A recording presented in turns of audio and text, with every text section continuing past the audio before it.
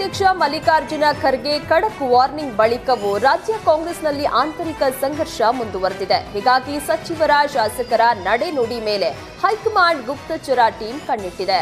CM DCM ವರದಿ ಬಣ ನಾಯಕರ ದೂರಿನ ಹೊರತಾಗಿಯೂ ತನ್ನದೇ ಟೀಮ್ನಿಂದಲೂ ಮಾಹಿತಿ ಸಂಗ್ರಹಿಸ್ತಾ ಇದೆ. ಯಾವ ಸಚಿವರು ಎಲ್ಲಿ ಸಭೆ ಮಾಡ್ತಾರೆ, ಯಾಕೆ ಸಭೆ ಮಾಡ್ತಾರೆ, ಶಾಸಕರು ಸಚಿವರು ಏನ್ ಹೇಳಿಕೆ ಕೊಡುತ್ತಾರೆ, ಸಭೆಯ ಮಾಹಿತಿ ಹೈಕಮಾಂಡ್ಗೆ ಸರಿಯಾಗಿ ನೀಡ್ತಾರಾ, ಸಭೆಯ ಉದ್ದೇಶವೇನು ಎಂಬುದರ ಮಾಹಿತಿಯನ್ನ ಗುಪ್ತಚರ ಟೀಮ್ ಕಲೆ ಹಾಕುತ್ತೆ. ಸಚಿವರು ಹಿರಿಯ ನಾಯಕರು ದೆಹಲಿ ಭೇಟಿಗೂ ಮುನ್ನವೇ ಅವರ ಕಾರ್ಯಚಟುವಟಿಕೆಗಳ ಮಾಹಿತಿ ಕಲೆ ಹಾಕಿ ಹೈಕಮಾಂಡ್ಗೆ ವರದಿ ಸಲ್ಲಿಕೆ ಮಾಡುತ್ತೆ. ರಾಜ್ಯ ಕಾಂಗ್ರೆಸ್ನಲ್ಲಿ ಶಾಸಕರ ಅಸಮಾಧಾನ ಸ್ಫೋಟಗೊಂಡಿದೆ. ಅನುದಾನದ ವಿಚಾರವಾಗಿ ಶಾಸಕರು ಮುನಿಸಿಕೊಂಡಿದ್ದು, ಸಿಎಂ ರಾಜಕೀಯ ಸಲಹೆಗಾರ ಸ್ಥಾನಕ್ಕೆ ಬಿಆರ್ ಪಾಟೀಲ್ ರಾಜೀನಾಮೆ ನೀಡಿದ್ದು ಸಂಚಲನ ಮೂಡಿಸಿದೆ.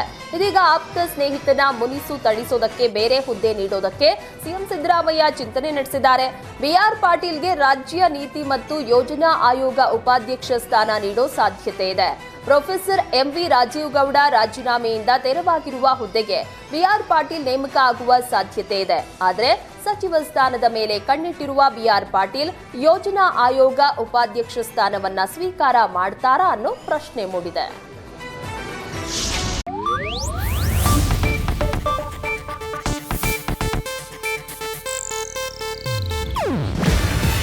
ಇದು ಏಷ್ಯಾನೆಟ್ ನ್ಯೂಸ್ ನೆಟ್ವರ್ಕ್ ಪ್ರಸ್ತುತಿ. ನೀವು ನೋಡ್ತಿದ್ದೀರಾ ಏಷ್ಯಾನೆಟ್ ಸುವರ್ಣ ನ್ಯೂಸ್.